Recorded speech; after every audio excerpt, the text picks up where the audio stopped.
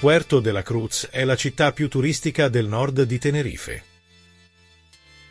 Fondata come porto della città della Orotava, negli anni ebbe un'importanza sempre maggiore come porto commerciale, fino al 1723, quando si decise di privilegiare Santa Cruz. A Puerto vi erano due porti, l'attuale Muelle Pesquero, nel centro della città, ed il più importante porto, detto Puerto Viejo, che era in Playa Ardín, dove rimane tuttora il castello di San Felipe, che fungeva da guardia dello stesso. Già che aveva perso buona parte della sua importanza, e dopo l'alluvione nel 1826 che distrusse non solo il porto, si decise di non ricostruirlo e quindi la città rimase con il solo piccolo porto nel centro.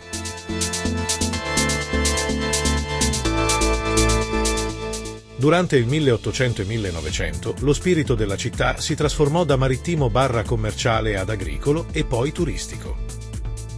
Tra gli anni 1950 e gli anni 1980, Puerto ebbe un ruolo principale nel turismo europeo, come centro di riferimento e meta ambita.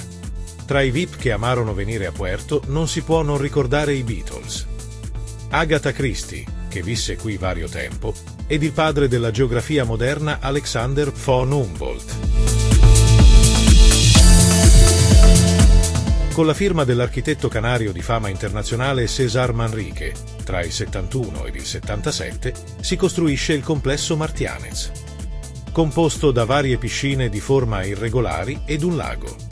Anche nella zona orientale della città si nota l'impronta di César Manrique, con la creazione di Playa Ardín, con spazi naturali per passeggiare, e senza rinunciare alla spiaggia con i suoi servizi.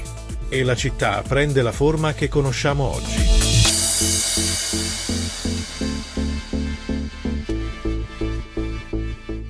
L'attrattivo della città però non è solo nel mare, ma anche dell'arte, la musica, il folklore, la cucina, eccetera.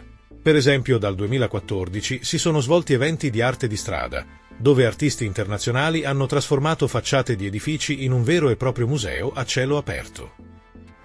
Non si può non menzionare anche il Carnevale, altri eventi come il Festival con concerti di artisti nazionali e internazionali, mostre d'arte e workshop o il Mueca, Festival internazionale di arte di strada, ed anche la Feste della Virgen del Carmen, quella di San Juan con i falò in spiaggia, eccetera. Nonostante l'intensa concorrenza di altre zone turistiche, Puerto de la Cruz, godendo anche di un clima temperato, riesce a sedurre i visitatori per essere una zona turistica che si integra in un nucleo di popolazione nativa. Un mix di storia, cultura, architettura, panorami e gastronomia. La malinconia del passato si mescola con l'illusione per il futuro, in questa città pueblo di continui contrasti.